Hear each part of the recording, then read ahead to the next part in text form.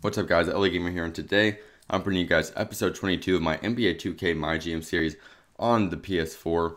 So right now we are still in the second round of the playoffs, so I'm kind of just simming those games right here and then giving you guys a look of what's about to happen. So these are just some simple cutscenes that have been happening throughout the simming. Simple stuff about some role changes and stuff like that, nothing big. But we end up sweeping the second round opponent, and in the third round, or in the conference championship round, we are going up against the Denver Nuggets. So here's a look at their statistics. And then we're going to sim a few more games. Right here, you see we're now 2-0. We are now 3-0, but we are going to play this game to see if we can sweep them. So let's listen to what Shaq and Ernie have to say in the Sports Pregame Show. Sponsored by Sprite.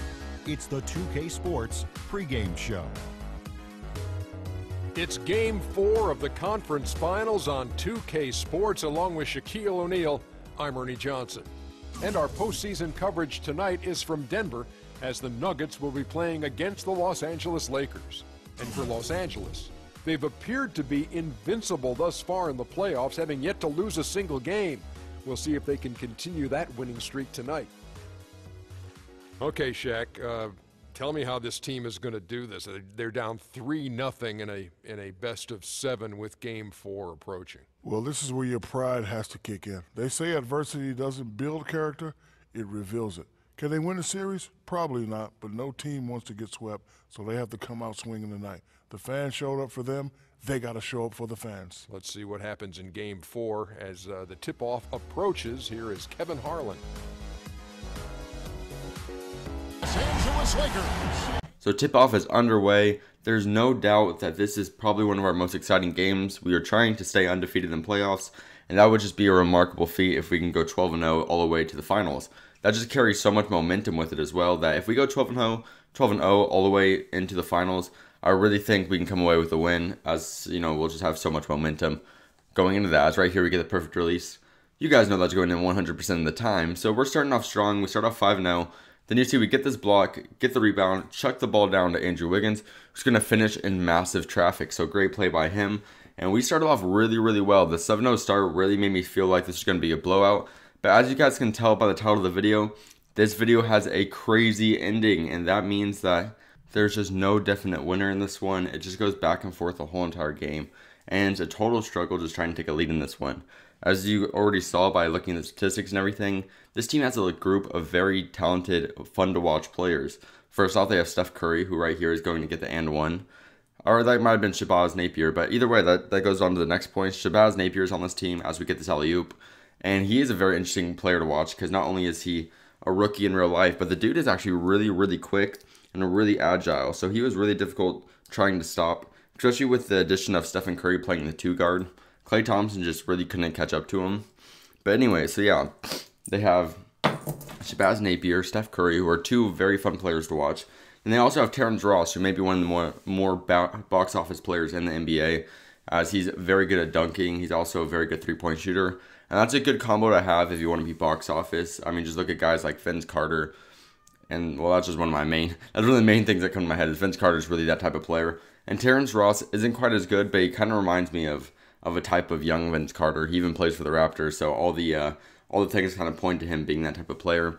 But that's on a whole different note. Anyways, right here you see we're only up by 7, and that's going to turn to a 4-point lead as Steph Curry just drills this 3.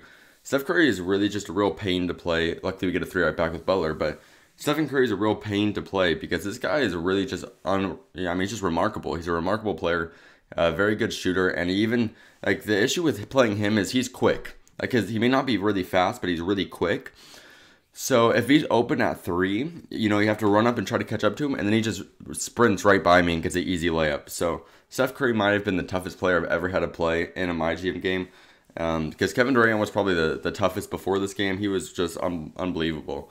But at this point, Stephen Curry may be the toughest guy I've had to play because he is just crazy. But right here, Andrew Wiggins makes one of the sicker plays that you'll see this whole season. He's getting kind of guarded pretty heavily in the paint, so he throws it off the backboard, splits the middle, and gets the layup to go in. So that was awesome. Sadly, they come right back with a layup of their own, but then we get a layup right back there. So it's kind of back and forth, as you can tell. If you look at the scoreboard, we're only up by 2, and our lead never really lasts. and then they pretty much take a lead. So that's really what the game was. It was just quick back and forth rallies, and just whoever had the rally at the end of the game is the one who ended up winning.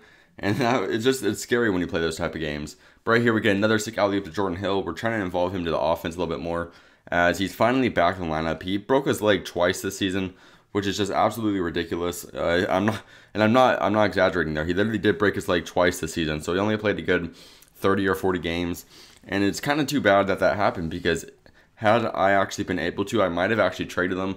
But since he was injured the whole entire first half of the season, you're not allowed to trade injured players. So he didn't actually become healthy until after the trade deadline, and at that point, there's really nothing I could have done.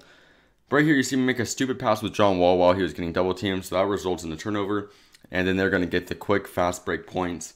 So they end up going on a little bit of run by that, as Terrence Ross hits the 3, and they take the lead again. So that was just so frustrating, is that there's no way for me to, remain in the lead, because they just kept coming out shooting. As right here, I believe that Steph Curry just hit a 3. So there's really just nothing we could have done to keep this lead, and we're not going to allow them to keep their lead either. So it was just really back and forth.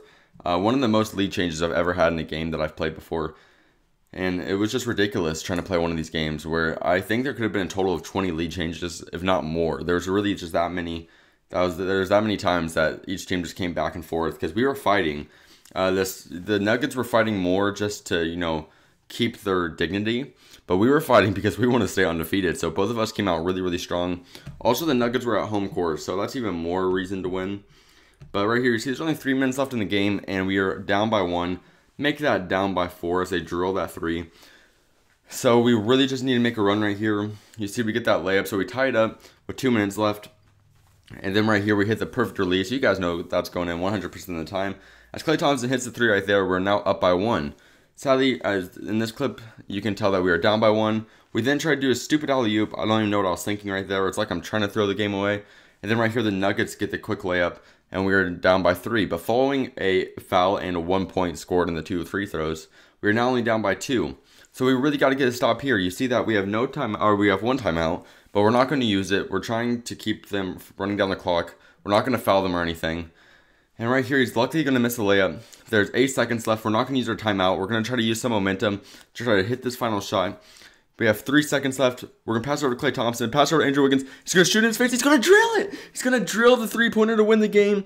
Now, this could have been the craziest shot I've ever hit, and that is why this is the craziest ending to one of my games before.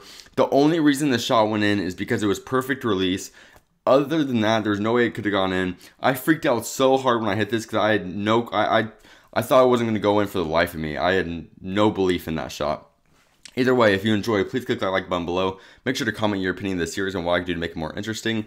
Also, make sure to share this with your friends and make sure to subscribe if you haven't already. Stay tuned to this series and other I got coming up. Thank you for watching, and peace out.